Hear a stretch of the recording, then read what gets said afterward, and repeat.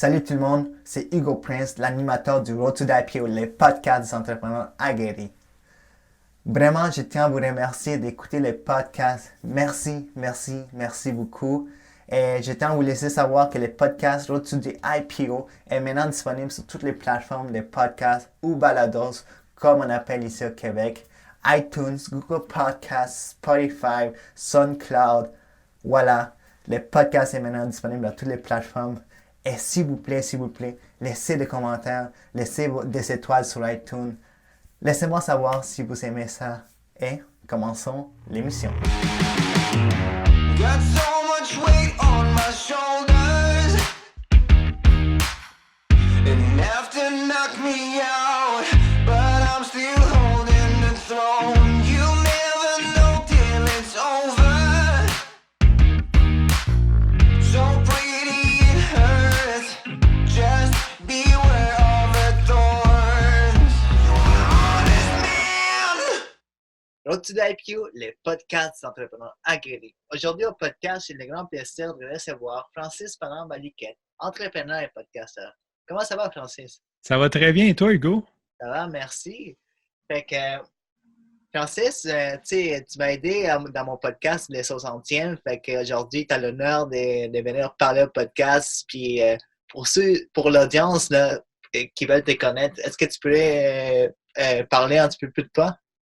Oui, je vais essayer de rester concis quand même. Je suis grosso modo un programmeur de formation. Je suis entrepreneur, pas par choix, mais par survie. Okay. Je suis incapable de me faire dire quoi faire et encore moins de me faire dire que ce que je fais n'est pas bon. Donc, il faut que je réussisse à gagner ma vie avec tout ça. Okay. Et c'est pour ça. J'exagère, je fais des clichés, mais grosso modo, c'est pour ça. Je suis vraiment une grosse, pas une horreur, mais j'aime pas le monde corporatif. Donc, je suis entrepreneur depuis longtemps grâce à ça. Okay. Puis, c'est ça, je suis podcasteur aussi, que je consacre beaucoup de mon temps là-dessus présentement, à travailler en back-end là-dessus. OK, parfait. Puis, avant qu'on parle du monde d'entrepreneuriat, je vais parler un peu, parce que j'aime ça aller vraiment un peu en général avec les entrepreneurs, tu parler aussi de leur vie familiale et autres. Mais je vais parler de ton enfance parce que, tu sais, ça a l'air que tu es un pionnier du podcast à 8 ans. Oui, ça, c'est ce que j'ai réalisé dernièrement, en fait, en me souvenant de mes souvenirs d'enfance. Quand j'étais jeune, j'avais un beau vieux tape deck, 2 cassettes que mon oncle m'avait donné. Il faut se mettre en contexte, on était quand même assez pauvres chez nous, donc c'était pas mal un gros jouet pour moi. Dans l'époque, on achetait, les jeunes ne connaissent pas ça, là, mais on avait des cassettes qu'on achetait au magasin à 1$ qu'on pouvait enregistrer dessus avec le side A-B là, qu'on tournait, c'était de toute beauté. Okay. Puis ces radios-là nous permettaient d'enregistrer. Fait que ce que j'aimais faire, c'était de m'enfermer dans ma chambre, puis c'était un peu les influences aussi de François Pérusse. Je m'enregistrais à faire les nouvelles du jour. Fait que je prenais ce qui était passé aux nouvelles, puis je disais aujourd'hui, GM a été acquis pour 50 millions, la météo. J'ouvrais la fenêtre de ma chambre, puis là, je disais, oh, c'est venteux, puis là, je faisais une sorte de son. En gros, je délirais pendant 1 heure de temps parce que c'était 30 minutes par côté. Puis des fois, j'avais mes amis qui venaient chez nous. Puis là, je les interviewais. Je leur demandais de me parler de leur journée. Tu avais commencé ton podcast bien en bas de tout le monde. C'est ça, exactement. Puis j'ai réalisé, c'est parce que ce qui arrivait, c'est que je voulais une audience. Fait que quand j'allais chez ma famille, j'amenais les cassettes pour qu'ils les écoutent. Okay. Puis, ou dans les autos. Des fois, on arrivait dans l'auto, puis je mettais ça dans l'auto pour que tout le monde puisse entendre ma création. Dans le fond, je leur cassais les oreilles, mais... Fait que j'avais mon podcast sur Tape Deck déjà, mais j'avais un auditoire très limité. Et toi, en plus, tu as commencé très jeune dans le domaine du broadcasting, on va dire. Mais aussi, tu étais pas mal. Tu as fait un podcast une radio clandestine, tu sais. Ouais, ben. Oh. C'est quoi? Pourquoi c'était clandestin? T'es basé sur quoi, en fait? Ben, en fait, c'est que pour pouvoir émettre sur les ondes radio, théoriquement, ça prend des permis du CRTC et tout. Okay. Puis nous, comme on écoutait Les Intrépides, là, qui était une émission que je ne sais pas comment que les kids s'étaient ramassés à avoir un équipement de radio chez eux. Je pense que le père faisait de la radio, puis il prenait le studio clandestinement et faisait une émission. Okay. Donc, ça nous avait inspiré à vouloir le faire. Surtout moi, j'ai entraîné mes amis là-dedans, mais c'était surtout moi. Puis là, dans le fond, j'avais un jeu d'électronique. C'était comme des string avec des résistances qu'on liait. J'étais déjà geek, puis j'avais réussi à faire un émetteur radio AM dans le fond. OK. Mais le range était très limité. Tu sais, c'était fait pour broadcaster dans la maison, puis je cherchais par tous les moyens qu'il fallait d'essayer de pouvoir... j'aurais aimé ça broadcaster au-dessus de Montréal-Nord au complet parce que c'est là que je vivais. OK, wow! T'as ambitieux, là, avec quel âge, tu 8 ans, 8-9 ans, là, je suis troisième année, quelque chose comme ça. Puis, mais ça n'a jamais marché. Grosso modo, là, on mettait des plus grosses antennes, des plus gros. On n'avait pas. Aujourd'hui, avec l'Internet, sûrement qu'on pourrait trouver comment faire un ampli opérationnel, là, mais à l'époque, les connaissances étaient trop limitées pour qu'on réussisse. Mais c'est ça. Donc, j'avais pris. Ma grand-mère avait des vieux écouteurs comme des années 60. Puis j'avais des vœux, puis je les avais ouverts pour les connecter dessus pour qu'on ait comme des vrais équipements de radio, là, comme si on avait une station de radio dans le fond. Mais pour mettre en contexte, la radio AM, c'est beaucoup d'argent. Dans ce temps-là, c'était beaucoup d'argent de créer vraiment une radio de même. Oui, c'est sûr. C'était plus un rêve, c'était plus un projet. Je me voyais comme déjà broadcaster comme sur le AM parce que j'avais les plans pour faire un truc pour broadcaster sur le AM, mais dans le fond, ça ne se serait jamais passé. Aujourd'hui, ça se vend sur eBay. OK. Si tu n'as pas de lecteur USB dans ton auto, tu peux acheter un petit truc qui broadcast sur le AM ou sur le FM, mais ça reste dans ton auto. Fait que ça s'est resté là. Tu sais. C'est le plus loin que je me suis rendu dans ma radio. J'aurais aimé ça me rendre plus loin. Aujourd'hui, on aurait connaissance, mais peu d'intérêt. C'est vrai. Mais tu sais, ça se voyait déjà que tu avais une certaine passion dans ça, mais le fait que tu as échoué, c'était de diffuser à Montréal-Nord, ça a été comme une déception, non? Pour toi, comme pour un enfant de 8 ans, ça a été comme une déception. Ça t'a amené à faire d'autres choses comme la programmation, c'est ça? Oui, bien c'est sûr qu'à posteriori, j'aime ça rire en disant que ça a été comme une grosse déception, là, mais dans le fond, c'était juste comme quand un enfant arrête de jouer avec quelque chose, je suis juste passé à autre chose. À posteriori, je dis que ça a été une déception, puis qu'au point tel que je me suis viré vers la programmation, mais c'est plus pour faire un enchaînement dans mon background. Parce que moi, je le voyais comme il y a une histoire de détection, tu sais, comme il a échoué, puis là, il s'en va dans un autre projet, mais c'est sûr que ce que j'ai écrit de ma bio, c'est ce que je raconte. Là. C'est sûr qu'il y a une partie de vrai, mais c'est plus pour rigoler, dans le fond, un peu de dire que la programmation, c'était pas mon premier choix. OK. Puis, parlant de programmation, tu as étudié au collège CDI. Pourquoi vraiment? Tu avais déjà une certaine essence au niveau technique, parce que tu faisais de la radio quand tu étais jeune. Mais la programmation, c'est pourquoi tu as commencé à étudier là-dedans? C'était quoi qui t'attirait le plus? En fait, j'ai commencé en électronique. Fait que j'ai commencé en électronique, puis l'histoire, c'est vraiment, ça va sembler poche, là, mais c'était pour me faufiler entre les mailles du filet. Parce que je m'étais trompé au secondaire. J'ai mes dates d'examen. J'ai manqué un examen final de français. Okay. Donc, j'ai jamais eu mon français de secondaire 5 à cause de ça, parce qu'en secondaire 4, je m'étais trompé de journée pour l'examen. Erreur de jeunesse. Fait que, bref, je voulais comme pas paresse, mais par entêtement, j'avais décidé que j'allais pas faire mon français de secondaire 5. Donc, pour me faufiler, j'ai commencé en électronique d'un DEP. Okay. Parce que j'ai toujours aimé l'électronique, dans le fond, là, à l'époque. Je voulais devenir ingénieur électronique. Fait que j'ai commencé par un DEP. Puis dans le DEP, on faisait de la programmation de microcontrôleurs qui était grosso modo de l'assembleur. Des vieux langages de programmation bien basiques. Puis c'était le genre de cours qui finissait à 3 heures, que le prof me laissait jusqu'à 5 heures. Puis là, à 5 heures, il disait, OK, là, il faut qu'on y aille. Puis j'étais comme, non, encore, je veux comme finir ma routine. Okay. Super intéressant. Fait que j'ai dit, OK, il faut que je m'en aille en programmation définitivement parce que c'est là que c'est ma zone. Je rentre dans ma zone, j'aime ça. C'est là que tu avais une essence, que ça se voyait déjà quand tu étais plus jeune aussi. C'est ça, exactement. Mais tu sais, non, au début, tu parlais que tu es entrepreneur parce que c'est plus une question de survie. J'allais te demander, mais tu l'as déjà répondu, c'est pourquoi l'entrepreneuriat? C'est parce que pour toi, tu vois que c'est vraiment une question de survie. Tu n'es pas capable de travailler dans une corporate. Mais tu as commencé en entrepreneuriat, tu as eu 2 compagnies. Puis moi, quand j'ai fait mes recherches, j'ai marqué entrepreneuriat 1.0. OK. Fait que pour te dire, tu as commencé tu as une compagnie qui s'appelait TuxTech. TuxTech, exactement. Puis ce qui me fascine, c'est d'aller chercher les données, je pense, c'est ça, données informatiques? Exactement, c'est de la récupération. Fait que quand ton disque dur brisait, faut se remettre aussi un peu dans le contexte. Aujourd'hui, avec le cloud puis tout, c'est de moins en moins pertinent. Il y en a encore qui le font, Ouais. mais à l'époque, supposons, tu prenais toutes tes photos de ta caméra, tu la branchais sur ton ordi, tu mettais tout sur ton disque dur. Puis un disque dur, c'est certain que ça va briser. C'est pas est-ce que ça va briser, mais quand ça va briser. OK. Personne ne faisait de backup. Donc, moi, j'avais de l'équipement puis de la connaissance spécialisée pour aller réparer le disque dur, extraire les données. On le faisait aussi sur les clés USB puis les cartes SD, tous ces trucs-là. Donc, on allait récupérer les données des clients.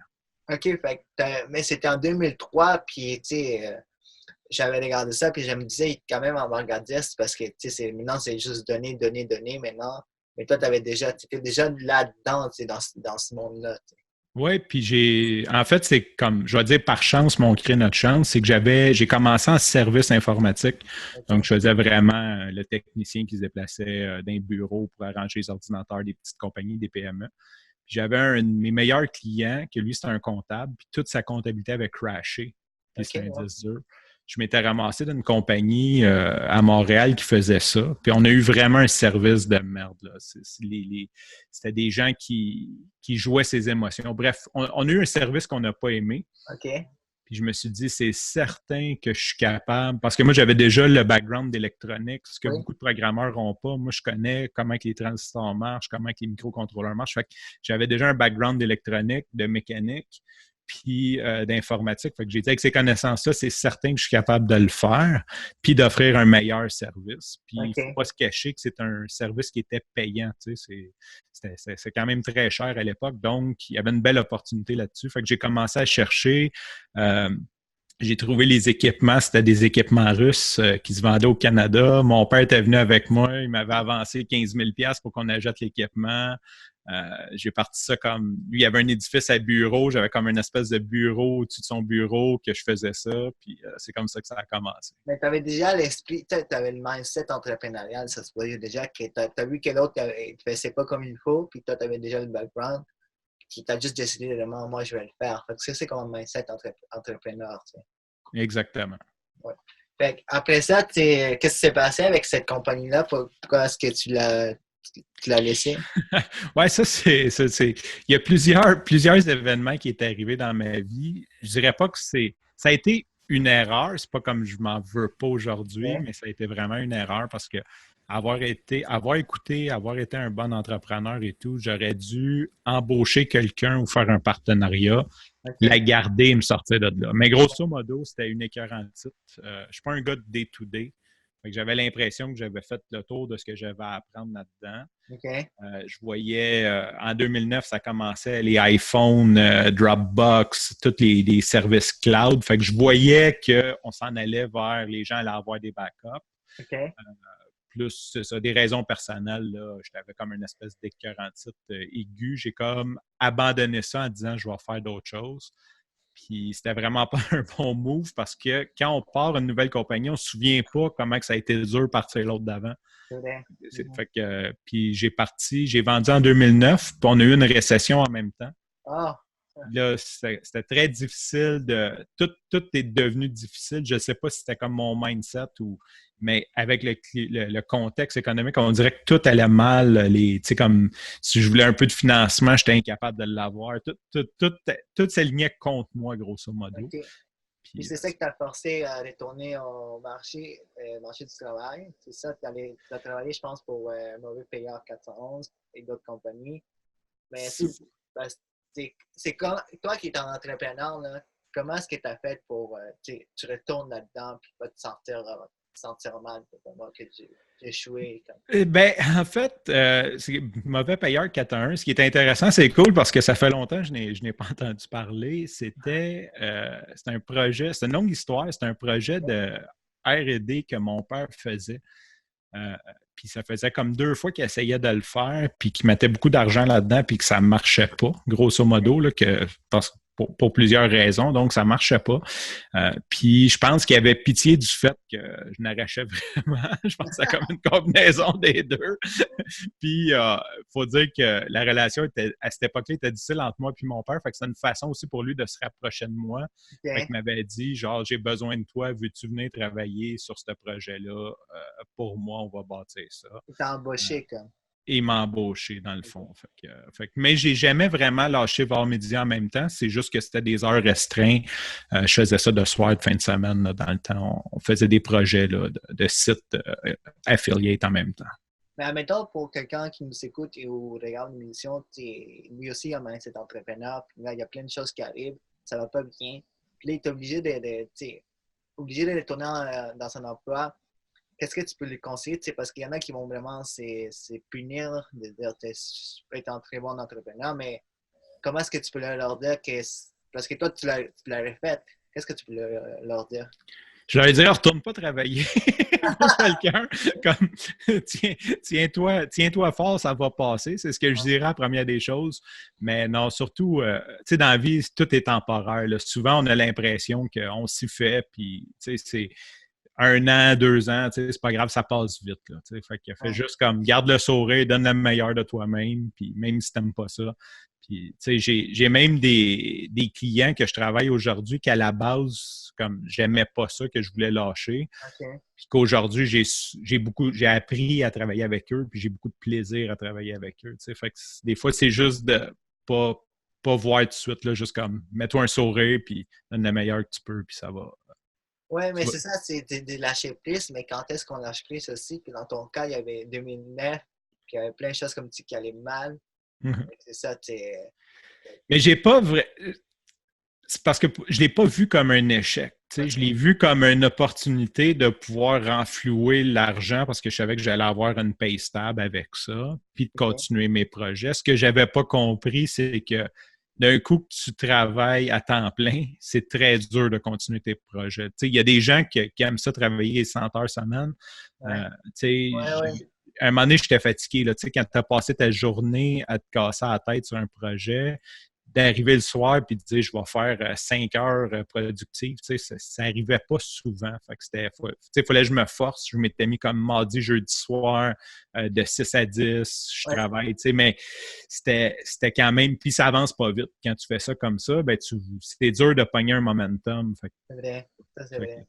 Mais à la base, je l'ai pas vu comme un échec, je l'ai vu comme, puis mon père, dans le fond, il a très bien fait son travail là-dessus. Il ne me l'a pas amené comme en disant « T'es un loser, m'a donné un job. » Il a comme tourné ça à « Tu vas faire de l'argent, tu vas pouvoir continuer tes affaires. » Fait que, je ne sais pas si ça n'a pas été vraiment un gros échec. Je ne l'ai pas vécu.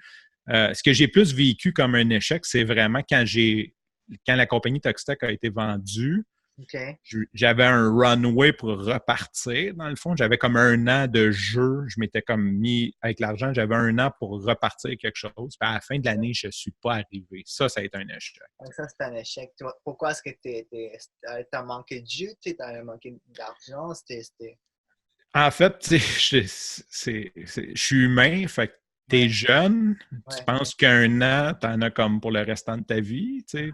Fait que je me la suis coulée trop douce. C'est pas 100% blame on me. Tu sais, j'ai travaillé sur mes projets, j'ai avancé des choses sans vraiment avoir de direction précise. Fait que j'ai essayé plein de choses, j'ai fait plein de petits projets, puis j'ai comme run out of cash, tu sais, grosso modo. Okay. C'est là que j'ai commencé à vraiment travailler pour mon argent, parce qu'avant, c'était plutôt de partir des sites d'affiliate puis de faire des commissions sur des produits. On a des Amazon affiliate, des cossins comme ça, okay. Mais ça ne générait pas assez pour vivre. Donc, je suis comme retombé. Ça serait plus ça la failure. C'est que là, j'ai dit, OK, je vais accepter des contrats pour renflouer, puis je suis tombé d'une boucle que je faisais juste travailler. Erreur par-dessus erreur, je charge pas assez cher, les clients ne payent pas. Oui, c'est ça. Ça c'est, tu sais, avec l'expérience. Et c'est pour ça que je l'appelais l'entrepreneuriat en point zéro, parce que après ton expérience chez Mauvais Payeur 411, tu es tourné en entrepreneuriat, puis tu l'as marqué entrepreneuriat 2.0 avec ta compagnie. Puis, avant qu'on parle de la compagnie des podcasts que tu as, je voulais parler, ça en fait des podcasts. OK. Parce que quand tu as eu ta détection à la radio, on va dire que c'était une détection, plus tard dans ta vie, tu as découvert le podcast. Comment est-ce que tu es tombé sur le podcast? En fait, ça c'est vraiment, j'étais tombé une fois sur un podcast, puis c'est vraiment plate parce que j'étais resté sur une mauvaise impression. J'étais un programmeur, puis il y avait une espèce de groupe de programmeurs PHP qui avait fait un podcast. Puis grosso modo, c'était un hindou qui interviewait un autre programmeur. Puis les deux étaient sloppy, puis il n'y avait pas de l'air d'avoir le goût d'être là, avec le très fort accent d'un Indien. Fait que ça ressemblait à So, how's your new function about the PHP? The others are, yeah, well, I caught it like this. So, fait que j'ai écouté ça, puis j'étais comme, OK, c'est donc bien plate, les podcasts. Fait que ça a comme vraiment fait comme discard. Fait que je me suis jamais intéressé aux podcasts. Okay. Puis j'ai suivi une formation qui s'appelle le 10K Bootcamp de Yugaroos. Puis eux avaient un podcast. Fait que j'ai téléchargé les podcasts, j'ai dit, je vais les écouter. En fait, je n'ai écouté un comme en cliquant en play quasiment par erreur. Puis j'ai fait, wow, c'est donc bien bon. Là, je les ai tous téléchargés. J'avais pas le Bluetooth dans l'auto, fait que je les mettais sur des CD puis je les écoutais dans l'auto. Puis là, je suis devenu totalement addict au podcast à ce jour-là parce que j'étais capable d'avoir de l'information nichée qui me parlait à moi. Puis dans un temps, ils ont du temps. C'est le fun d'un podcast parce que tu as le temps de comprendre le mindset, le contexte, d'où il vient. C'est pas juste une entrevue de 3 minutes là, qui disent bonjour, oui, comme tu sais. En tout cas, fait que je suis tombé en amour avec ça, puis là, j'ai commencé à écouter tout ce que je trouvais, grosso modo.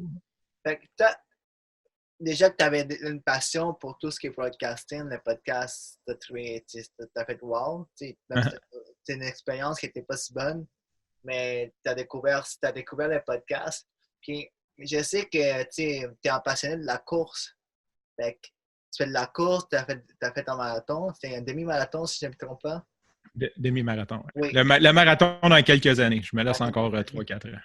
Fait que quand tu as vu le podcast, puis tu as dit, moi aussi, je vais le faire, tu as décidé, je vais prendre ma passion qui est la course. Puis ça a donné coureur.io. Exactement. Exact. Est-ce que tu peux m'expliquer, c'est quoi les buts de ces podcasts-là? En fait, c'était grosso modo j'écoutais beaucoup de podcasts sur l'entrepreneuriat. J'aurais aimé partir un podcast sur l'entrepreneuriat. Okay. Je trouve qu'on a des très bons podcasteurs au Québec sur l'entrepreneuriat, puis je voulais pas être le 5e Hugo Prince. J'avais pas l'angle, j'avais pas trouvé l'angle. Okay. Puis je me suis dit qu'en partant d'une passion que j'étais totalement imposteur parce que j'aime la course à pied, mais je connais pas les enjeux des gros joueurs. J'en ai appris beaucoup. Aujourd'hui, je les connais, mais j'ai jamais gagné ma vie avec ça. Je finis 200, 250e. Je veux dire, les chances qu'en vieillissant, je finisse premier faudrait que j'aille dans une petite course, puis que, en tout cas, fait que, il y a pas, très peu de chances que je fasse ma vie avec ça. Fait que je me suis dit que c'est une très bonne école. Fait qu'à la base, je me suis dit, je vais pouvoir bien apprendre les rouages, comprendre ce que les gens veulent. Fait que c'était un peu comme un test market research. Okay.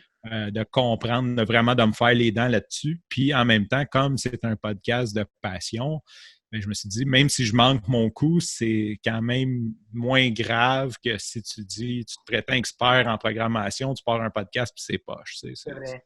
Fait que j'avais pas la pression de devoir performer parce que je me considérais pas comme un expert. C'était pas moi qui livrais le contenu, mais mes invités. Puis ça m'a permis d'apprendre. Fait que c'est plus une école que Puis en même temps, je voulais partager, en même temps que j'apprenais, je voulais partager cette information-là avec la communauté de course du Québec. Le format du podcast t'a permis vraiment de rencontrer des gens experts. Exactement. Ça t'a permis de vraiment de te sentir à l'aise et de dire, OK, parce que c'est pas quelque chose de professionnel, mais c'est une passion que tu veux apprendre. Puis moi, je pense que qu'est-ce que tu as dit, ça cadre vraiment avec les podcasts. C'est beaucoup de gens font ça, en fait, prennent des passions, puis veulent se renseigner, puis veulent en parler plus. Et que, les formats pour coureur.io, ça a été une bonne affaire. Exactement. Puis, tu es rendu à combien d'épisodes? C'est encore en ligne? C'est encore en ligne. J'ai dû prendre un break cet hiver, puis j'ai malheureusement lâché. J'ai pas de bonne excuse, là. J'aurais pu reprendre. Fait que je pense que j'ai 10 épisodes de fait. OK. Puis je suis passé à mon deuxième podcast. Dans le fond, c'est parce que je me suis mis à me mettre en branle. J'ai appris de tout le temps que ça prend faire un podcast, parce que des fois, on le réalise pas, mais tu sais, coureur.io, j'ai comme ça a l'air de rien, tu sais, quand on en parle, mais l'intro, l'outro, les effets spéciaux, les changements, puis tout, fait que ça me prenait beaucoup de temps à faire. Donc, je suis content de l'avoir fait parce que j'ai appris comment faire mon processus. Puis, j'ai dû prendre une pause pour travailler plus cet hiver. Ouais. J'aurais pu recommencer, je n'ai juste pas mis de temps là-dessus. Puis là, ben, mon temps est vraiment sur ma nouvelle version, là, SBF. C'est ça, mais c'est comme tu dis, l'expérience que tu as eue avec Coureur.io t'a amené à créer le podcast Sans Bureau Fixe. Si on peut en parler un petit peu, c'est quoi vraiment l'objectif de ces podcasts? Ce podcast-là, c'est que moi, je me considère plus un travailleur autonome qu'un propriétaire. Ben oui, je suis propriétaire d'entreprise, mais grosso modo, j'ai tout le temps été seul, ma blonde travaille avec moi. Puis je pense que c'est une belle façon de vivre. Fait que je veux partager les erreurs que j'ai faites. C'est parce que avoir connu ces erreurs-là, avoir écouté et connu ces erreurs-là il y a 10 ans, je serais comme totalement ailleurs. Fait que je veux vraiment partager comme mon expérience, mais en même temps, je veux apprendre. Fait que je vais aller chercher des intervenants dans le métier. Mais là, c'est là que j'ai trouvé mon podcast entrepreneurial avec l'angle que je veux prendre. Tu sais, je veux vraiment aider les gens qui sont soloistes, qui ont 2 employés, qui commencent, qui sont peut-être en start-up, mais qui commencent, qui ne savent pas trop par où s'y prendre. Et non, tu sais, j'adore là, comme François Lambert, Martin Latulippe, les écoutes parler. Tu sais, c'est vrai que c'est intéressant, puis tes écoutes, tu sors de là, tes les bras gonflés, puis t'es comme ouais, on s'en va, on va tout acheter, on va acheter, on va revendre, on va bâtir une entreprise qui vaut des millions. Oui. Mais ils sont déconnectés. Ils sont déconnectés de la réalité de quand toi, tu es là, puis que tu essaies premièrement de dire OK, il faut que je me stabilise une entrée d'argent pour pouvoir payer mes trucs cette année, pour pouvoir grossir. C'est sûr quand. Puis je le comprends parce que quand tu es rendu au point que c'est facile d'avoir du financement pour acheter d'autres entreprises, mais c'est juste scaling game, puis mais on n'est pas là. Ouais. Aujourd'hui, là, on se casse bien plus la tête en tant que solo entrepreneur à savoir est-ce que je fais mes DAS, est-ce que je me sors des dividendes ou est-ce que je me fais une paye? T'sais? Nos enjeux, c'est beaucoup plus ça que quelle est la prochaine acquisition qu'on va faire ou quel est le move stratégique. T'sais? On a beaucoup plus de day-to-day de trucs à penser. Fait que c'est vraiment ça l'angle que je veux prendre, puis prendre des invités qui vont les aider là-dedans, qui vont pouvoir apporter une expertise, que ce soit des comptables, des fiscalistes, des gars de marketing. Mais tu sais, encore là, le marketing d'un solo entrepreneur, on peut pas payer, un solo entrepreneur qui fait 100 000 par année, il ne peut pas payer 42 000 une firme pour faire sa campagne Instagram. Faut que ça y prend quelque chose en bas de 5 000, ça y prend, fait qu'il faut qu'on trouve des solutions pour eux. Grosso modo. C'est quel fun avec le podcast, puis ton podcast, en fait, même si c'est dans l'entrepreneuriat, c'est une niche. Puis même dans ces niches, ça se peut il y a d'autres niches. Fait le podcast, en fait, comme tu l'as dit, ça l'amène vraiment en format que tu peux rejoindre des gens très spécifiques. Puis tu peux parler des sujets très spécifiques. Même dans l'entrepreneuriat, il y a tellement de niches dans l'entrepreneuriat. Fait que toi, tu as réussi quand même à partir de ton podcast. Mais tu disais tantôt que c'est assez difficile, c'est beaucoup de temps. Et ça m'amène vraiment à mon autre sujet, c'est ta compagnie Bound Media Inc., service de production et de réalisation de podcasts. Oui. En fait, c'est tout en clé en main, c'est ça? C'est ce qu'on fait, oui. Fait que, en fait, je suis en pivot parce qu'à la base, je suis un programmeur, comme je t'ai expliqué. Okay. Puis, je suis en train de développer, c'est pour ça que je mets beaucoup de temps aussi sur SBF et tout. Je suis en train de développer des technologies pour faciliter les processus. Puis, c'est ce que je veux vendre aux clients. Parce que, comme on parlait du temps, dans le fond, je veux vraiment sauver du temps aux clients. Quand on fait un podcast, comme coureur.io pouvait me prendre entre 7 et 10 heures pour faire un épisode d'1 heure. Mais qu'est-ce qui prend le plus de temps? C'était plus les côtés montage, c'est ça que tu veux dire? Parce que tu peux t'asseoir... Moi, je trouve que tout prend du temps. Selon moi, la partie le fun, c'est de faire l'entrevue. Tu sais, on est là aujourd'hui, c'est 45 minutes, ça, c'est le fun. Mais avant ça, il faut que tu recherches ton invité. C'est vrai. Fait que ça, tu peux passer déjà là 1 et demie à juste stalker ses réseaux sociaux puis à essayer de comprendre c'est qui puis d'aller chercher les bonnes questions. Tu as fait un très bon travail. Je ne sais pas si tu le fais toi-même. Donc, ça, c'est la première étape. Fait que ensuite, de booker le rendez-vous, de réussir. Nous, on faut se remettre 2 fois. Fait que de réussir à se trouver une plage horaire.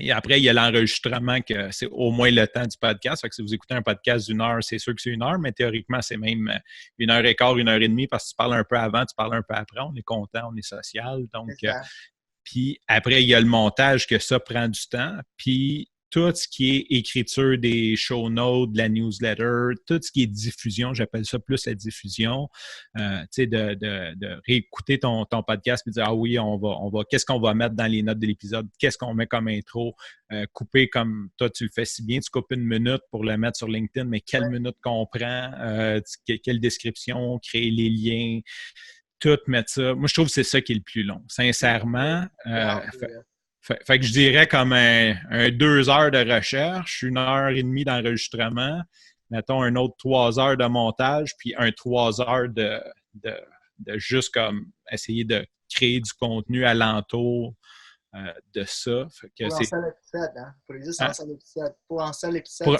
Pour un seul épisode. Fait que ce que je suis en train de créer, puis je veux le mettre comme, je rendre vraiment accessible à tout le monde sous peu.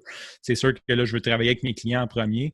C'est de faire un système qui va t'aider dans chacun des... Parce que présentement, ce que je vois, tout le monde a Calendly pour booker ses rendez-vous, vont prendre un Google Doc pour faire leurs notes, vont ensuite le mettre sur un WordPress ou sur un site comme Anchor pour mettre leurs show notes.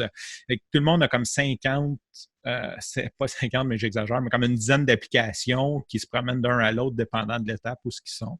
Je veux vraiment faire un système de gestion que tu vas enregistrer, mettre ton podcast dessus. Puis à partir de là, des assistantes virtuelles vont pouvoir t'aider dans la rédaction de tes show notes, dans tes posts, relancer tes invités pour qu'eux partagent. C'est comme un paquet de petites tâches connexes, mettre ton podcast en ligne, le mettre autant sur ton site, sur YouTube, le mettre, mettons, sur SoundCloud. Fait que de réussir à tout mettre ensemble, de tout centraliser tes statistiques avec un processus que différents intervenants vont pouvoir agir. Fait que supposons comme tu fais ton vidéo, tu le mets sur notre site, puis après ça, tu dis, moi, j'ai besoin de montage vidéo. Bien, il y a quelqu'un qui te charge, mettons, 3 piastres la minute pour faire ton montage vidéo. Fait que, mais tu sais, c'est hands-on. Tu fais juste le mettre là. Si tu es prêt à payer, si tu peux le faire toi-même, tu sais qui est là, tu peux dire à quelqu'un, va le faire, tu peux avoir des collaborateurs ou tu peux le faire. Fait que en fait, ta compagnie va prendre en charge tout. Exactement. L'avant, le pendant et l'après du podcast. Exactement. Parce que les gens pensent que c'est une entrevue. Au final, c'est juste un audio de combien de temps, c'est bien 1 heure de temps. Puis beaucoup de gens pensent que c'est juste parler, mais il y a vraiment beaucoup de travail derrière ça, fait un podcast. Bien, ça dépend toujours de la qualité qu'on veut produire. Je vois des gens qui font des lives sur Facebook, puis qui l'enregistrent, puis qu'ils laissent le son aussi mauvais, puis ils disent c'est mon podcast. C'est correct. Après, si tu veux, c'est un souci, ça dépend où est-ce que tu vas aller, le souci de. Mais si tu veux vraiment, comme selon moi, bien faire les choses, oui, il y a beaucoup de temps à mettre d'un bout à l'autre. Cool. Nous autres, on veut tout faire pour faciliter la vie. Pas que les gens. Puis la technique, c'est un côté qui fait peur à beaucoup de monde. C'est vrai que c'était épeurant parce que combien d'histoires de podcasters qui ont oublié de peser sur record puis qui sont arrivés que ils rappellent, on peut-tu refaire l'entrevue ou peu importe. Là. Je veux dire, parce que tu es concentré à vouloir t'occuper de ton invité, fait que tu n'as pas le temps de jouer avec une console, ajuster le son. Fait que nous, on va tout prendre, t'enlever le plus de stress possible. OK, cool. Puis, tu sais, je vais parler un peu, tu sais, il y a les individus qui parlent de podcasts, il y a des business. Puis, si tu peux me donner, en fait, on a déjà parlé d'un peu d'avantages pour les individus, mais si tu peux me donner au moins un gros avantage pour un individu de passer en podcast. Pour un individu, Ben, je pense qu'il y a plusieurs bonnes raisons, mais ceux que je vois qui ont beaucoup de, les individus qui ont beaucoup de succès ou que ça fonctionne bien, c'est ceux qui veulent, comme on parlait, de apprendre sur un sujet. Là, ça Ouais. devient vraiment intéressant. Tu sais, supposons que tu es comme tu veux approfondir tes connaissances de macramé, ben, de partir un podcast de macramé puis d'aller chercher des intervenants que tu n'aurais pas accès. Parce que des fois, tu sais, comme c'est ce qui est arrivé avec la course, là, j'aurais dit à du monde Hey, je voudrais aller prendre un café pour que tu me parles de ton parcours de coureur. Puis peut-être qu'ils auraient dit oui, mais là, si c'était un podcast, ils sont comme Ah oui, on va passer ça. Fait que là, ils sont contents, fait qu'ils viennent vers toi. Fait que je pense que ça, c'est un gros avantage. Puis l'autre, c'est beaucoup, je cherche toujours le mot en français, là, mais l'accountability. Ah, Fait que oh, je sais pas non plus. je veux dire, Accountability, oui. de te mettre responsable envers les autres. Ouais. Je pense que pour un individu, mettons que tu pèses 300 livres puis que tu veux baisser à 200 livres, euh, une des choses qui est clé, c'est d'être accountable. C'est encore là, excuse-moi pour l'anglicisme. Donc, de te dire, quand tu dis à tes amis ton objectif ou en public ton objectif, tu as beaucoup plus de chances de réussir à le faire. Fait que c'est certain que si, mettons, tu veux partir le podcast du gars qui va perdre 125 livres en 6 mois, ben, le fait de savoir que tu as des auditeurs qui t'écoutent, qui te suivent, qui t'encouragent, ben, va te forcer à continuer. Fait que peu importe quel est ton objectif. Puis on l'a vu avec les blogueurs. Là. Il y a beaucoup de blogueurs, là, get out of debt, perdre du poids, peu importe l'objectif, partir mon entreprise, qui vont documenter. D'ailleurs, je pense qu'un des gros de Gimlet, c'était ça. Là. Je ne l'ai jamais écouté, Startup, je pense. Ça. Il documentait sa startup à mesure qu'il le faisait. Mais en faisant ça, ça vient. Les journées que tu n'as pas de motivation, mais ça vient de te donner un petit coup parce que tu dis, OK, les gens s'attendent à ce que j'aie fait quelque chose, comme avoir un entraîneur ou au Revenu Québec qui veut ses taxes aux 3 mois. Ouais. Pour appuyer ton point, moi, j'ai quand même déjà 80 personnes interviewées. Une petite pause pour vous dire que finalement, Road to Dapio a des commanditaires. 2CM et Associés Inc., Yves et Ali, des très bons amis et des très bons comptables. Mais qui de mieux pour expliquer leur entreprise qu'eux-mêmes? Je suis Yves Sommet, CPA, cofondateur de 2CM et Associés Inc., une société de comptables professionnels. Nous sommes contents d'appuyer Hugo pour son podcast. En tant qu'entrepreneur et homme d'affaires, vous savez que la comptabilité est un aspect important de votre entreprise. Être mieux organisé dans vos chiffres est la façon la plus facile de faire de l'argent. 2CM et Associés Inc. est là pour vous aider. Contactez-nous pour une évaluation gratuite à www.2cm-associé.com. www.2cm-associé.com. Merci et bonne écoute. Je continue au petit. Il y a des jours que ça ne me tente pas, mais je continue à entrevuer des gens parce que je me dis, j'ai entrevué des gens qui ont pris leur temps, une vidéoconférence, ils se sont déplacés. Puis pour moi, c'est important que mon audience grandisse pour qu'ils puissent écouter, pour que ces gens-là puissent se faire écouter aussi. Ça me permet de continuer d'être constant, à entrevuer des gens parce que je me dis derrière moi, j'en ai fait. Puis je peux pas lâcher parce que si je lâche, c'est des gens qui m'ont fait confiance. Fait que ça, c'est comme, pour moi, c'est une façon d'être accountable par mes anciens invités.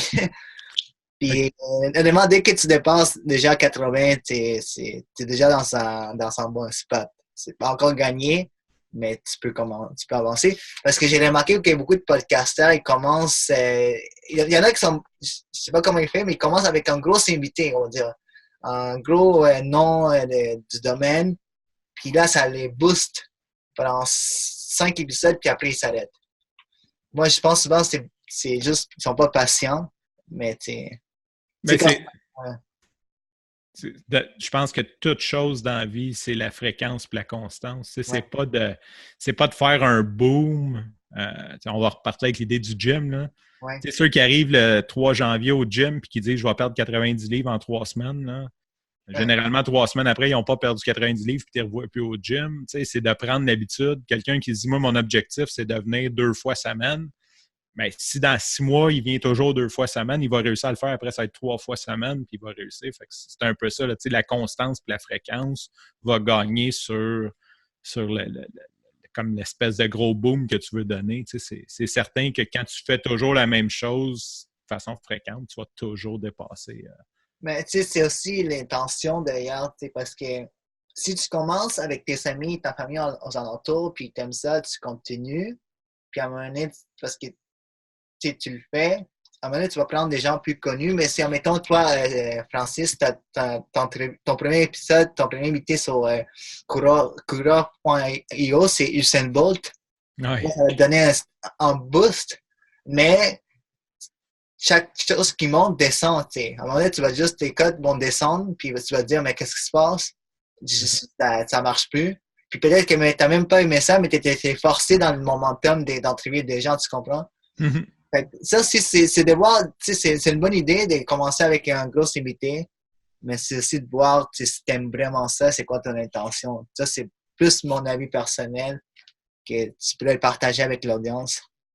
Oui, puis moi je suis 100% d'accord avec toi là.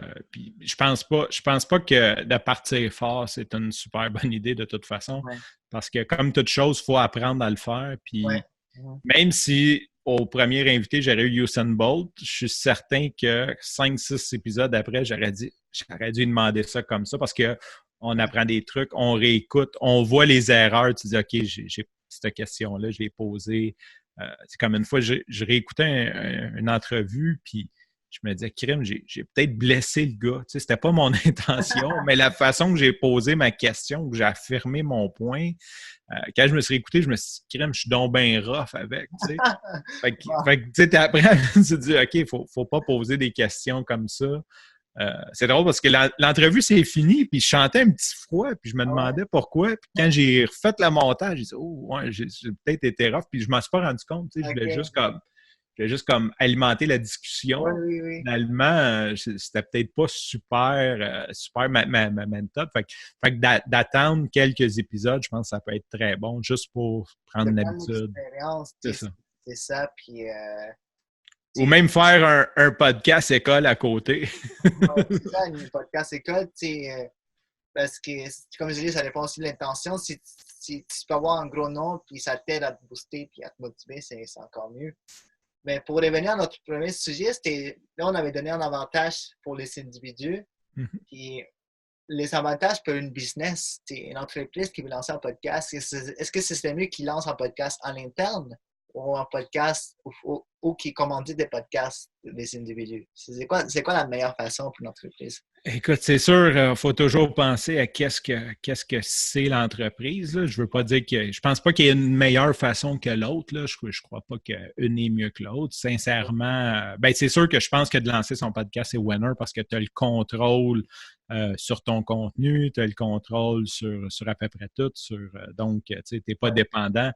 Souvent, les commanditaires sont frileux parce qu'ils ont peur de ce qu'il va se dire dans un podcast. Justement, il n'y a pas de CRTC. Fait que, tu peux te ramasser. FreshBook a commandité ce podcast, puis les gars commencent à avoir des propos racistes ou désagréables. Fait que tu as toujours une crainte. Fait que selon moi, c'est sûr que de partir son podcast, c'est winner. Tant que ce que tu vas apporter à ton auditoire est pertinent. Il faut vraiment comme s'aligner, selon moi. C'est ça qui est winner, c'est de s'aligner. Fait que si tu es FreshBook et qu'il y a un podcast de comptabilité, je pense que tu fais bien de le commanditer parce qu'ils ont déjà un auditoire de gens qui risquent d'utiliser ton service. OK. Fait que c'est juste de partir le podcast, déjà qui ont des clients, puis juste faire du contenu pour eux, pour leurs clients, puis ça OK. C'est ça, exact. Ouais. Oui, je t'écoute. Non, vas-y. Je t'écoute, j'avais fini. OK. Mais est-ce que tu penses que de passer en podcast en interne pour les employés aussi, c'est une bonne chose? Je pense que oui, je n'aimerais pas ça m'a fait beaucoup réaliser quelque chose. Présentement, je parle à beaucoup de monde, je fais beaucoup de consultations gratuites pour avoir du feedback puis comprendre un peu. Je veux vraiment bien comprendre c'est quoi l'enjeu des gens pour le partir, pourquoi ils n'en partent pas ou qu'est-ce que. Fait que je veux vraiment bien comprendre pour que les services soient ciblés vers eux. Puis, je n'aimerais pas de nom, mais en gros, un domaine qui ont besoin de se mettre à jour souvent. Ils ont des évaluateurs sur la route, puis ils doivent aller évaluer certaines choses. Mais dépendant des changements de loi, dépendant de ce qui s'est passé dans le passé, bien, ça change rapidement. Et là, ce qu'ils font présentement, ils envoient des documents papier à tous les évaluateurs, à tous les mois, ou peu importe, des infolettes. Puis personne n'y lit parce que c'est long, puis c'est plate. C'est sincèrement plate parce que c'est souvent des projets de loi, puis donc eux, ils n'ont un peu rien à cirer.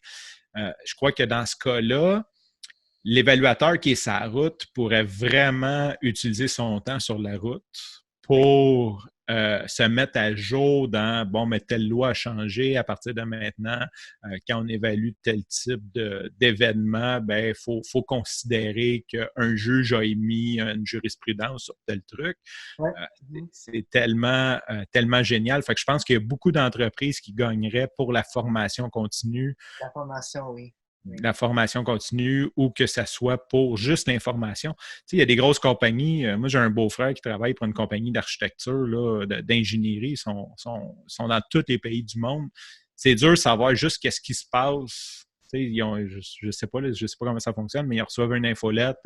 On a gagné tel contrat à Tokyo. Tu sais, juste de mettre les gens, je pense que oui, ils gagneraient beaucoup. Surtout que la plupart de ces gens-là se déplacent dans l'automobile. C'est vrai. Puis moi, c'est sûr que j'ai une vision qu'on pourrait même aller plus loin puis faire des apps spécifiques pour ces compagnies-là qui vont, eux, classifier le contenu d'une façon, comme je prenais l'exemple des évaluateurs, mais supposons que l'évaluateur s'en va évaluer un bateau qui peut se dire bateau, puis que là, qu'il y ait comme les dernières jurisprudences pour tout ce qui a rapport au bateau. Donc, si ça fait 6 mois qu'il n'a pas évalué de bateau parce qu'on a un hiver au Québec, puis qu'il se rend sur les lieux, bien, il peut juste écouter les épisodes facilement qu'il puisse trouver ces épisodes facilement.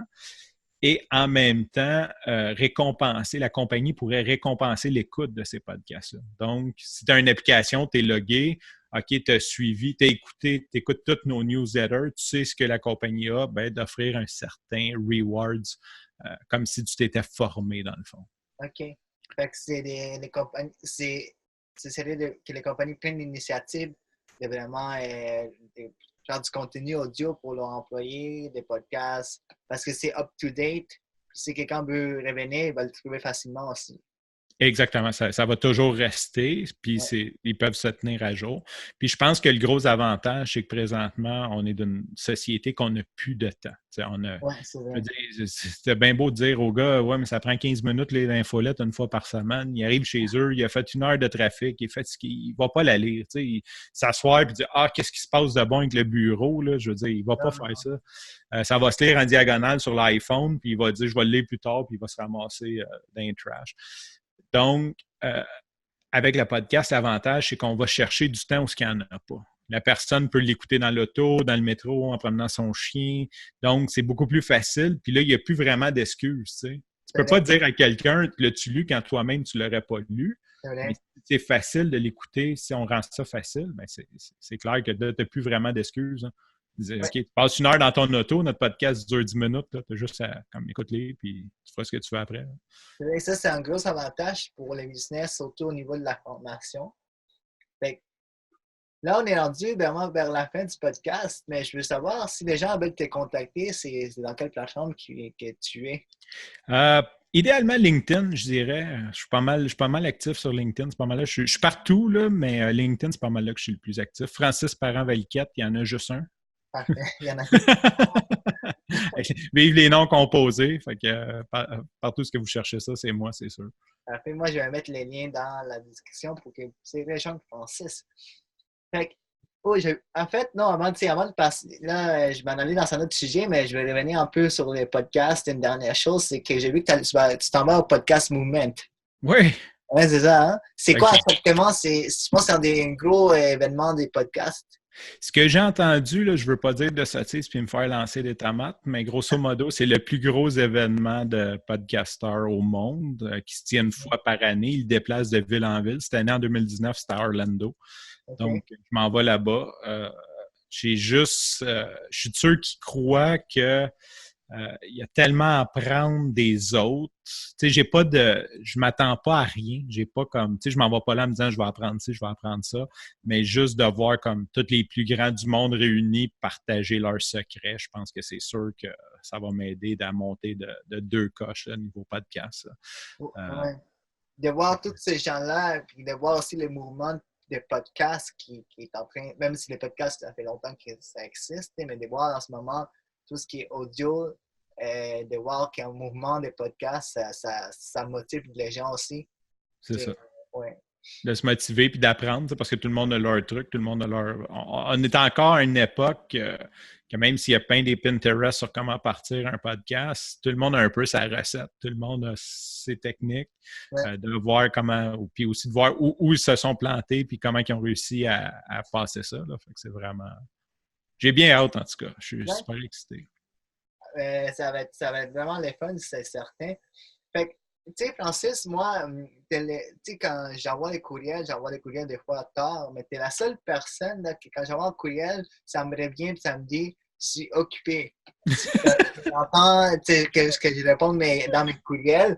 Puis moi, je vais le parler de balance business et famille. Je pense que toi, tu as fait ces courriels-là pour que tu puisses vraiment prendre du temps avec ta famille. Est-ce que c'est une bonne idée? Ça marche-tu bien?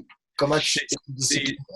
C'est génial, sincèrement. Là, je ne suis pas encore un gourou de ça. J'aimerais ça me rendre plus loin. Mais autant, juste comme de travailler, tu sais, on est tellement, puis le téléphone sonne, on pense qu'il faut qu'on réponde automatiquement. C'est pas vrai, tu sais, c'est un courriel. Fait qu'un courrier, t'envoyais une lettre, puis la personne la recevait 2 jours plus tard. Ils prennent une semaine pour te répondre, puis tu recevais la réponse 10 jours plus tard. Fait que là, on parle de courrier électronique. C'est pas un instant messenger. Fait que j'ai le droit de pas te répondre dans 5 minutes après que tu me l'aies envoyé. Je vais te laisser. M'entends-tu, Hugo? Allô? Allô? Ouais, ça a coupé. Fait qu'on peut reprendre comme on me parlait des courriels, des courriers. Ouais, courrier, c'est ça. Fait que, comme je disais, le courrier, à l'époque, on l'envoyait, ça prenait 2 jours l'envoyer, 2-3 jours répondre, puis 2-3 jours le recevoir. Fait que ça prenait 5, 6, 10 jours recevoir une réponse. Fait que le courrier électronique, on devrait le voir comme ça. C'est un courrier électronique. Fait que 24 heures ou 48 heures pour répondre, c'est pas la fin du monde. Si c'est urgent, ben, contacte-moi ailleurs. Grosso modo, c'est ce que j'ai écrit dans mon courriel. Parce que à chaque fois qu'on se fait distraire, c'est incroyable comment c'est exponentiel la durée de temps. Puis j'essaye de travailler, oui, pour la famille, mais aussi pour l'entreprise, de dire, OK, je dois me concentrer sur la tâche de... Tu sais, comme ce matin, grosso modo, j'ai eu 3 heures productives. Fait que c'est important que je ne me fasse pas déranger par un courriel parce qu'un client a perdu un mot de passe. Puis au final, c'est pas urgent. Là. Lui, il m'envoie ça, mais il a passé à d'autres choses. Là, je vais y répondre. Fait que, bref, ça m'a beaucoup aidé. Ça m'a enlevé beaucoup de pression de savoir que je ne suis pas obligé de répondre immédiatement. Puis oui, ça me permet de me concentrer sur ce que j'ai à faire. Je pense qu'ils appellent ça de scare of missing up, là, missing out. Scare of missing out, tu parles des courriels, mais il y a aussi les réseaux sociaux qui sont vraiment bons là-dedans. C'est ça. Comment tu fonctionnes avec les réseaux sociaux? Tu arrives les notifications? Oui, ben en fait, c'est pire que ça. Mon téléphone est toujours sur Do Not Disturb. Donc, il ne sonne pas. Fait que je ne réponds pas au téléphone. Je ne réponds pas au courriel. J'essaie de ne pas répondre aux réseaux sociaux. Là. J'utilise la méthode de travail Pomodoro, là, 25 minutes, 5 minutes de break. Fait que des fois, pendant mes 5 minutes de break, je vais aller jeter un coup d'œil, voir si j'ai quoi répondre, quelque chose qui pourrait être relativement urgent. Puis sinon, ben, je continue tout le temps comme ça. Okay. Puis, fait que mon téléphone il est toujours sur Do Not Disturb. J'ai quelques numéros comme ma blonde qui est dans la liste qui va sonner pareil. Puis sinon, j'ai acheté comme en 1986, là, j'ai un magnifique Padgett. Ah, ouais! Fait que ce que je fais, c'est que dans le courriel, ça dit « Si c'est urgent, appelle-moi ». Puis si tu m'appelles, ça dit ça dit exactement la même chose que le courriel, mais ça dit je réponds pas au téléphone. Si c'est urgent, page-moi. Fait que la personne qui prend la peine de me pager, il mérite que je lâche mon attention pour que je réponde à sa question parce que c'est probablement urgent. Là. S'il a pris le temps de raccrocher, de rappeler un autre numéro puis de me laisser un message, c'est probablement que c'est important puis que ça mérite que je lâche tout ce que je fais présentement pour lui. Sinon, ça peut probablement attendre dans une demi-heure sans problème. Peut-être que quelqu'un de notre audience, il voit ça pour la première fois en pagette. Ça fait longtemps. Oui, c'est vrai. T'as raison. J'ai oublié que je suis rendu vieux puis que c'est pas tout le monde qui connaît ça. En gros, c'est une technologie que tu appelles un numéro de téléphone. Avant, c'était très populaire. Donc, c'est un numéro de téléphone que tu appelles, puis tu peux laisser soit un message vocal ou rentrer ton numéro de téléphone. Et ça nous envoie un message pour nous dire, dans le fond, le Padgett sonne, c'est one way. Fait qu'on reçoit un message qui nous dit « Vous avez un nouveau message, d'aller prendre tes messages. » C'est ça. Cool. Puis, il y a ça aussi que tu fais pour ta concentration, ton attention, mais tu as commencé à lire un livre par mois, puis tu dis, je vais le faire jusqu'à la fin de ma vie, ça se passe bien jusqu'à maintenant? Ça rentre dans, tu sais, il faut faire des petits pas de bébé, là, comme je disais un peu plus tôt, là, que je pense que c'est la fréquence et la constance qui gagnent surtout. Ouais. En fait, ça se passait bien. Ma fille, elle avait un cours de gymnastique le samedi matin, fait que j'avais comme 1 heure à attendre. Donc, ça me permettait de minimum lire 1 heure le samedi matin. Là, c'est un petit peu plus difficile de trouver le temps, mais je le trouve. Je lis au moins 5 à 10 pages par jour. Mais quand j'ai un livre plus épais comme celui que je lis présentement, c'est plus qu'1 mois. Fait que, bref, on va essayer de quand même garder un livre par mois jusqu'à la fin de ma vie. Je continue. Je n'ai pas lâché, mais mettons que c'est plus un livre au mois et demi. Mais pour toi, la lecture, c'est pas facile. Tu me sais que c'était pas quelque chose que tu... J'ai toujours eu de la misère. Je lis quelques pages, puis on dirait que les lettres, je ne sais pas si c'est de la dyslexie ou quoi que ce soit, mais j'ai toujours trouvé ça lent. Ouais. En fait, je mens un peu. Comme quand j'ai fait mon école en programmation, je suis capable de lire une brique de 600 pages en 2 jours. Fait que ça, c'est quand c'est technique. Okay. Je suis incapable de lire un discours narratif. Parce que pour moi, un film qui dure 1 heure et demie, il n'y a pas de raison de lire un livre qui va me prendre 7 heures. Okay, j'ai beaucoup de la misère quand c'est très narratif. Ouais, je trouve ça lent. Je trouve ça vraiment trop lent, puis je me perds entre les idées. C'est toujours un truc de concentration, puis j'en vois pas l'intérêt. Tu sais. J'aime ça, écouter le film. Je suis un amateur, là, Taken, là. Ouais. Je ne sais pas si tu as déjà vu ce film-là. Là. C'est 1 heure et quart. Il n'y a pas de scène d'amour, il n'y a pas de mise en contexte. Ce gars, il fait un barbecue avec ses chums, sa fille se fait enlever. C'est 1 heure et quart, 1 heure de tirage à mitraillette. Il ramène sa fille au pays, il va apporter chez sa mère, ça finit là. Tu sais, j'aime ça quand c'est... Fait qu'un livre, là, tu lis, puis là, tu as des noms, puis tu es rendu à la page 60, puis tu es encore dans la mise en contexte. Je trouve ça. C'est vrai. Fait que c'est pour ça que c'est difficile pour moi. J'ai vraiment de la misère avec le rythme qui est lent. Mais comment tu as fait pour conclure? Comment tu as fait pour, juste au début, le premier livre, comment tu as fait pour passer par-dessus ça? En fait, c'est que c'est vraiment un contenu, parce que j'écoutais beaucoup de livres en audio, donc je passais ça, vu que je suis un gars de podcast, j'écoutais beaucoup d'audiobooks. Okay. Puis j'étais arrivé à un influenceur qui s'appelle Todd Treseder, que j'ai dit, écoute, il faut que je lise son livre, puis il n'existe pas en audiobook. Ah, okay. Je l'ai commandé, puis j'ai dit, OK, je vais le faire. Puis là, quand j'ai réussi à le faire 1 mois plus tard, ben, j'ai dit, OK, je prends cette habitude-là. Moi, je pense qu'on est vraiment des gens d'habitude. Tu sais, c'est juste de prendre l'habitude. Fait que j'ai dit, il faut que je prenne cette habitude-là de continuer à aller. Puis je me suis mis accountable en 10 ans sur LinkedIn. Ça a l'air qu'il y en a qui ont lu mon commentaire. Fait que je me suis dit, je vais me mettre une responsabilité envers ceux qui me suivent, de dire, je vais lire un livre par mois. C'est bon, c'est ça, j'avais remarqué sur ta publication. Je me dis, c'est intéressant. Tu disais que ça n'a pas été facile. Tu sais pas qu'est-ce que tu aimes, mais tu le fais pareil. Puis là, on est rendu vraiment à la dernière question du podcast. C'est quand même une grande question. C'est comment monétiser un podcast selon Francis Parent-Valiquette? Écoute, je pense, tu m'as envoyé la question d'avance, fait que j'ai eu le temps d'y penser.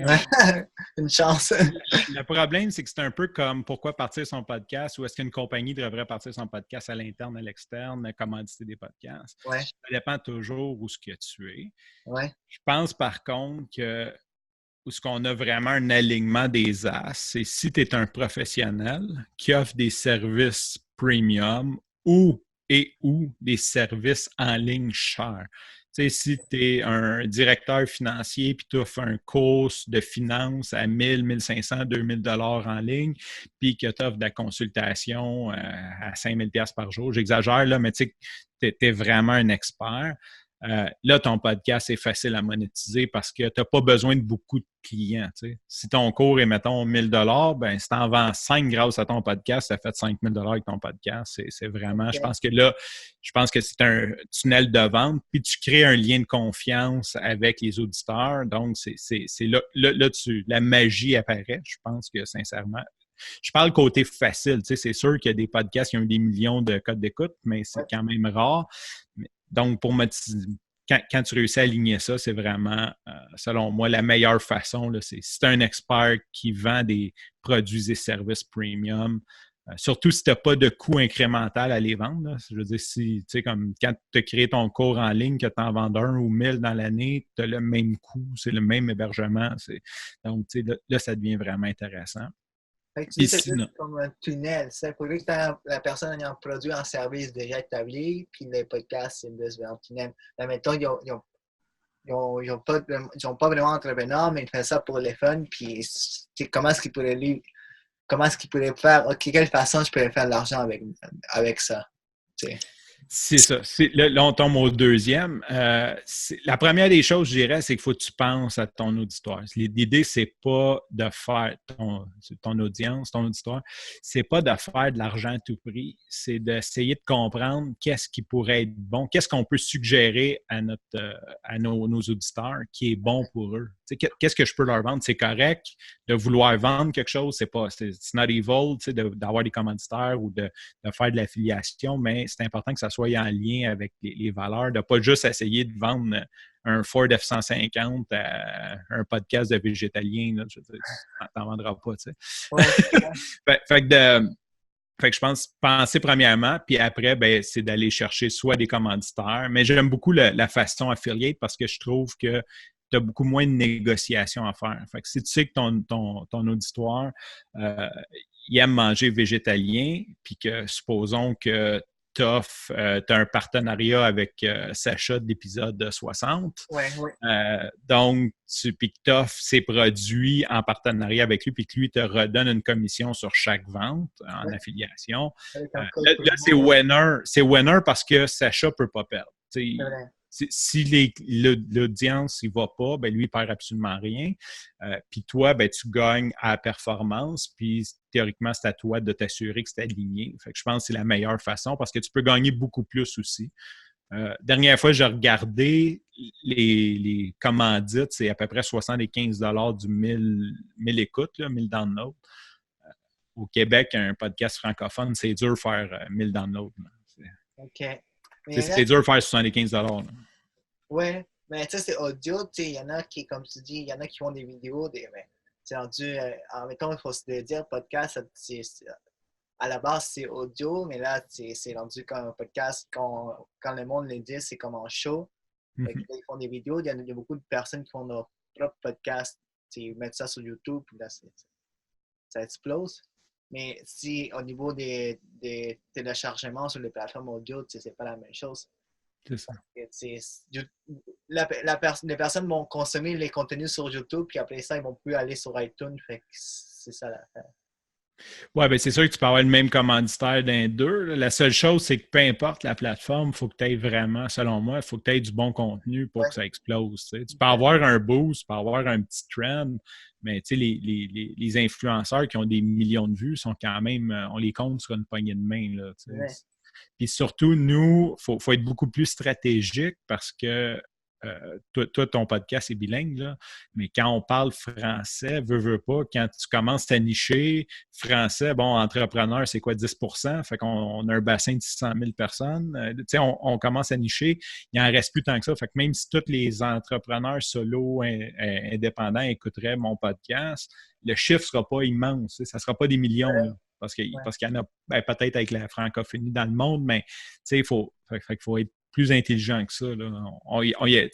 Les chiffres, ils sont juste pas là. On n'est pas Kim Kardashian qui va commencer à montrer ses fesses sur YouTube. Là. C'est comme tu dis, c'est de savoir c'est quoi ta niche, de savoir qui ton audience. Puis c'est aussi en restant constant. J'ai appris beaucoup de choses dans notre conversation, Francis. Puis, on me dit souvent que c'est un podcasteur, mais je pense qu'il y a des gens comme toi, Francis, Jonathan Demers ou Marco Bernard, je pense. Ouais. C'est des podcasteurs parce qu'on entend leur voix, mais on ne voit pas leur face. Alors que moi, on me voit souvent. Mais ça, c'est deux autres choses. Mais c'est ça, c'est une belle conversation. Merci d'être passé au podcast, Francis. Bien, ça me fait plaisir, ça a passé super vite, puis j'espère que t'as aimé tout ça. Moi, j'ai aimé, puis j'espère que l'audience va aimer aussi. Cool. Merci. Bonne journée.